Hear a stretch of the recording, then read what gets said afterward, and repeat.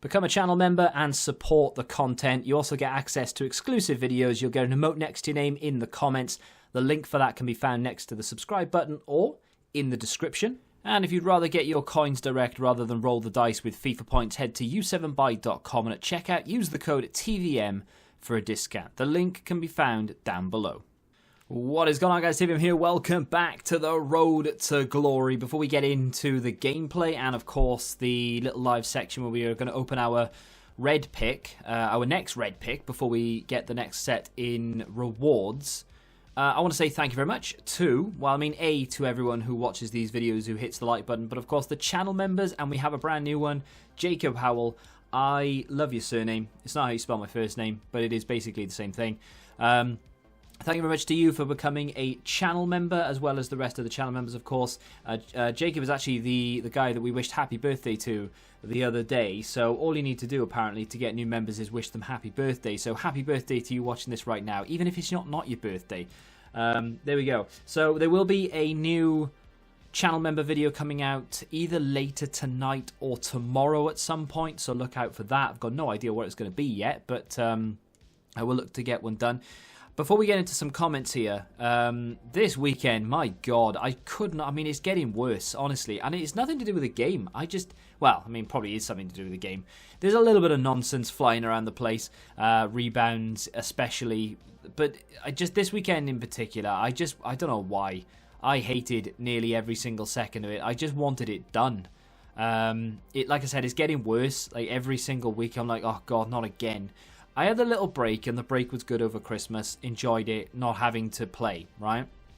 And I don't mind going into friendlies in midweek, and I don't mind playing the odd bit of rivals on a Thursday. And, you know, there are some games in Weekend League I don't mind playing.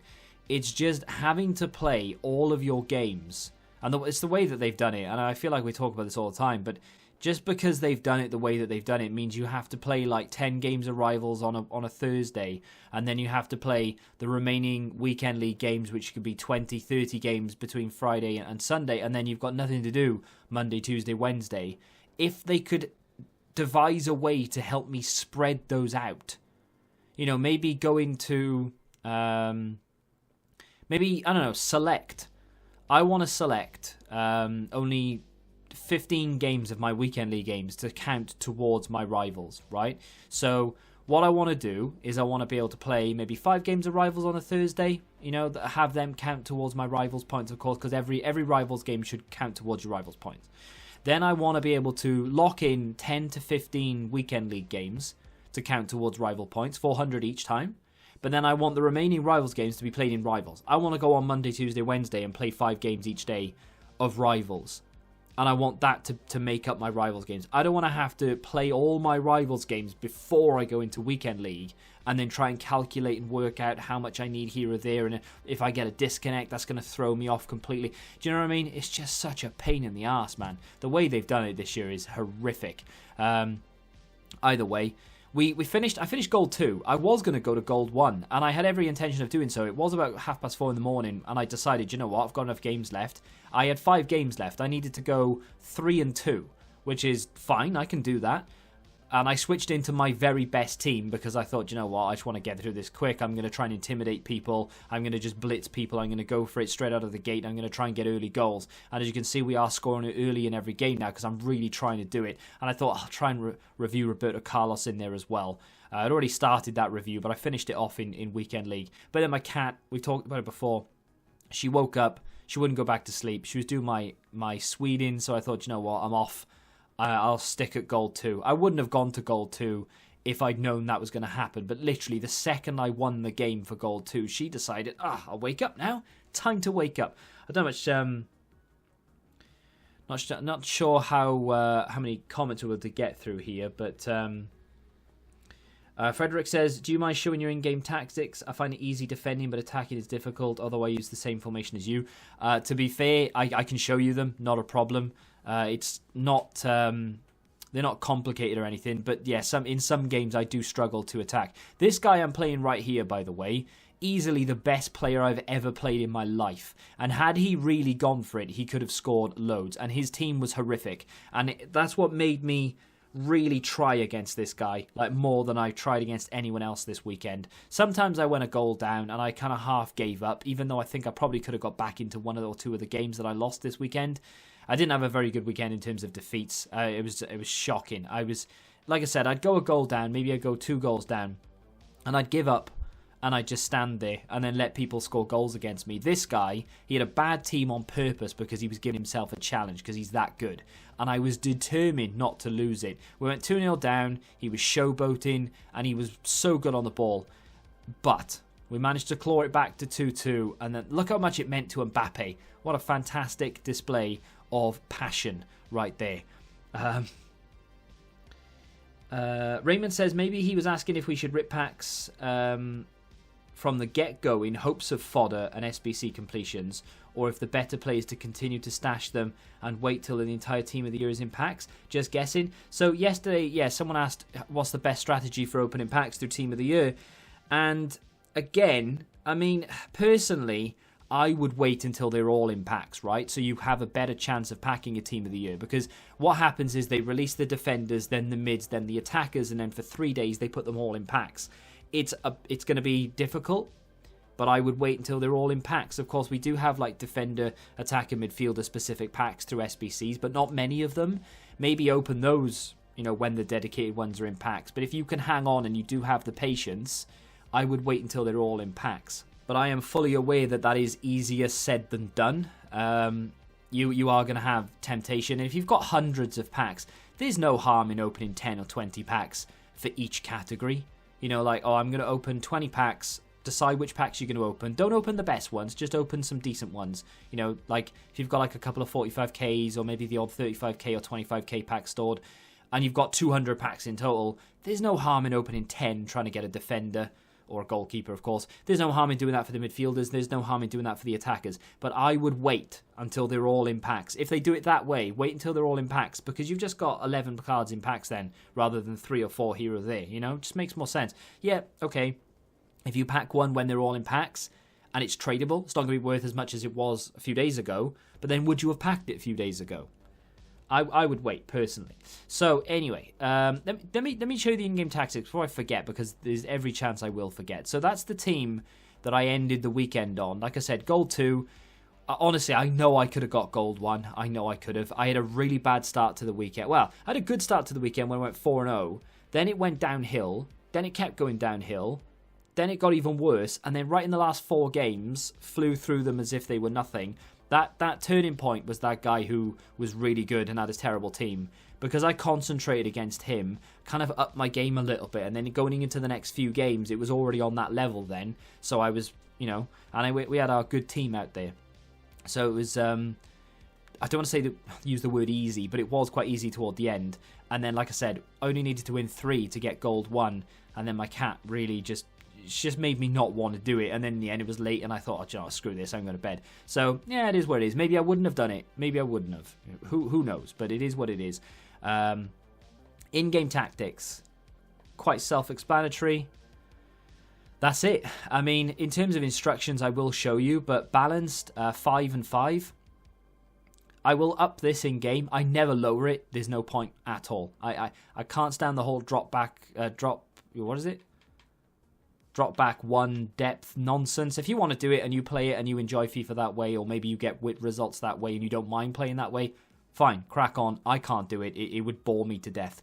But sometimes I'll up this depending on what my opponent is doing. Long ball, because it gives you a little bit more structure than fast build-up. Look at the dots on fast build-up. They are all over the place, right? Look at the dots on long ball. They move up together. And you only get the odd player running forward. 1 width, because I play quite narrow, well, very narrow. And then, of course, 8th on players in the box. Because we don't want, if we have everyone, we're going to be exposed. If we've got 8, at least there's 1 person hanging back there. And I don't find that I get caught on the counter that often. In terms of the formation, 4-2-3-1, Blanca Kante in the middle. And then, of course, it is what it is. It's sort of down to personal preference for players, which, like Messi, for example, is left-footed. Do you want to cut in on the left foot, or do you want it for a cross? If you want to cut in, put him on the right side. If you want to cross, keep him on the left. Instructions, get him behind, stay forward for Ronaldo. Get in the box for the cross, and that's it for Maradona. That's it for Messi, and that's it for Mbappe. Don't do anything else with those. Stay back while attacking, cut passing lanes, cover centre. I would say for both. Normally, in my other, and that is kind of going to bring me to change it actually. I've been playing stay back while attacking with my lesser squad, with some of the fun players. I put both CDMs on stay back while attacking. Works really well. If you've got a better team, you can get away with not doing that. I'm going to do it anyway. So that, stay back while attacking, cut passing lanes, cover centre, stay back on both fullbacks, and then keeper comes for crosses. Because that means off corners, it's going to be very difficult for you to concede. It's going to be easy for your goalkeeper to come and claim them, especially if you've got a tall goalkeeper with high stats. If you're using like a Nick Pope, it's going to be a mystery box at the end of the day. But yeah, that's it. It's easy stuff, self-explanatory. Do you create that many chances? Kind of. Depends on how good you are at the game, really, and how familiar you are with the formation and the tactics. The first time you use it, you might find it difficult to create, but the more and more you use it, you'll find out what players do and how they react and things. So I think it's just trial and error at the end of the day. Next weekend, which I'm really already not looking forward to, I might just go in with this team. I might just throw caution to the wind and just play with the best players that I have, rather than trying to mix it up. Because the weekend just gone, I used like 6 different teams.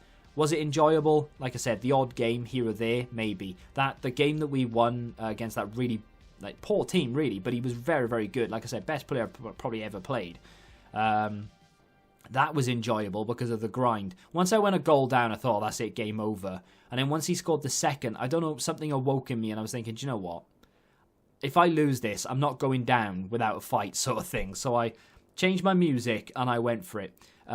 We are currently 13,960 for weekend for division rivals. The points right now, they're not too far away from what we are, but they are 13,450. If we go back and show the previous week, it finished on 13,610. We should, hopefully at least, finish Div 1 rank 1. So we should get the 2 ultimate packs again, and I will save them for the team of the year. Now the problem is going to be whether I open them on the Friday or whether I keep them. If I open them on Friday, it means we're only going to be able to pack defenders and a goalkeeper. You could argue that the only team of the year card that I'm really going to want, other than the obvious Ronaldo, is probably Van Dijk or maybe even Alisson. So maybe I will open them, not sure. However, we managed to do it. We got to 16 wins. Like I said, I could have got 20, I think. I'm not saying I could have 100%, but I think I could have, right? Should I have? Maybe, because it would have meant 100k pack ready for team of the year. But it's not the end of the world. We still have League SBCs to grind. We're going to claim this and we're going to open it right now because there's absolutely no point holding it back.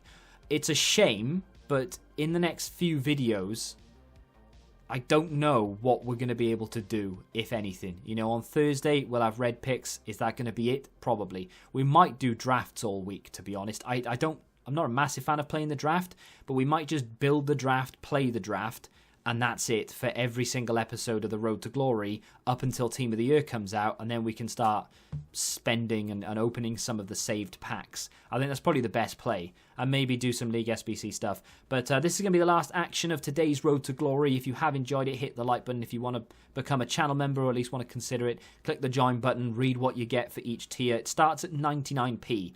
I am not a money-hungry merchant. If you want to join for the lowest tier, you still get everything that the higher tiers get. Let's get into it and hope we get Griezmann, Navas, Royce, or... No, that's it.